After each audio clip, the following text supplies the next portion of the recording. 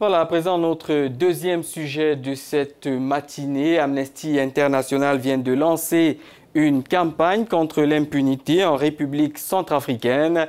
Il est question pour l'ONG, en collaboration avec la société civile, d'appeler les autorités à poursuivre les responsables de crimes toujours en liberté qui ont été auteurs d'exactions durant la guerre civile de 2013. L'organisation interpelle aussi les partenaires internationaux sur l'importance du financement de la nouvelle cour pénale spéciale du pays. La campagne baptisée « Justice maintenant » a été lancée le 10 mai et devrait se poursuivre jusqu'en novembre 2018.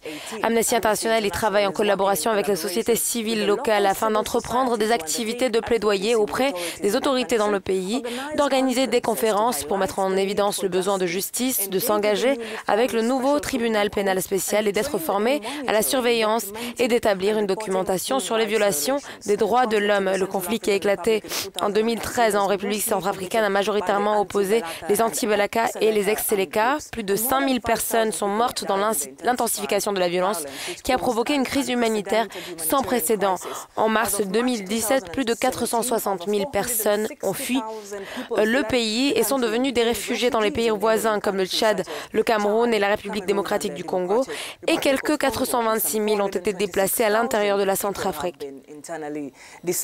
Nous parlons à Olivia Chamba, représentante d'Amnesty International en Afrique centrale, qui se trouve à Dakar, au Sénégal. Bonjour Olivia. Cette nouvelle campagne signifie-t-elle que depuis le début du conflit, aucune arrestation n'a été effectuée ? Depuis le début du conflit en 2013 et 2015, la MINUSCA, en collaboration avec les autorités, a arrêté jusqu'à 384 personnes, mais nous devons noter que ce ne sont pas des auteurs de haut rang, donc il y a encore de l'impunité qui règne. Cette campagne est aussi là pour appeler les autorités en Centrafrique à continuer à s'assurer que des enquêtes vigoureuses, indépendantes et impartiales sont menées à chaque fois qu'il y a de sérieuses allégations de crimes de droit international, de violations de droit international.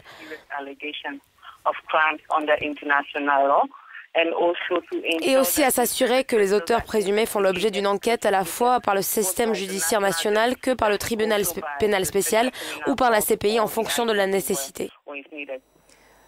Vous l'avez évoqué, Olivia Chamba, les arrestations ne concernent pas des personnalités de haut rang.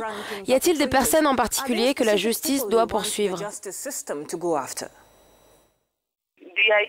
L'idée n'est pas de citer nommément les personnes dans le cadre de cette campagne. Par exemple, il y avait une liste de sanctions portées sur un certain nombre d'auteurs par l'ONU et nous, en tant qu'organisation et avec la société civile, nous voulons que ces gens-là, lorsqu'il y a des doutes raisonnables quant au fait qu'elles ont commis des crimes au regard du droit international, soient visés par une enquête forte, vigoureuse et qu'il y ait des enquêtes indépendantes sur ces cas.